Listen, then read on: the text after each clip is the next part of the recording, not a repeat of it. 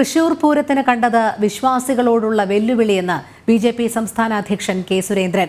ചരിത്ര പ്രാധാന്യം ഇല്ലാതാക്കാനുള്ള ബോധപൂർവമായ ശ്രമമാണ് ഇപ്പോൾ നടക്കുന്നത്. സംസ്ഥാന സർക്കാർ സാംസ്കാരിക മൂല്യങ്ങളെ തല്ലിത്തകർക്കുകയാണ്. വിശ്വാസങ്ങളിൽ സർക്കാർ അനാവശ്യമായി കടന്നുകയറുകയാണ്.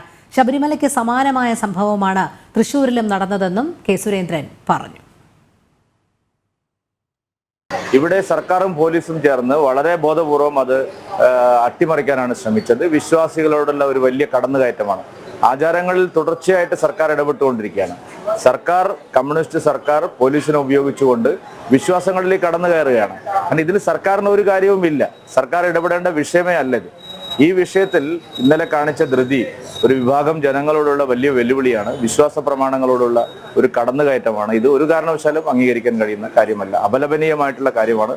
ബോധപൂർവം ഇതിനകത്ത് ശ്രമങ്ങൾ നടന്നോ എന്നുള്ള കാര്യം അന്വേഷണത്തിന് വിധേയമാക്കേണ്ടതാണ്.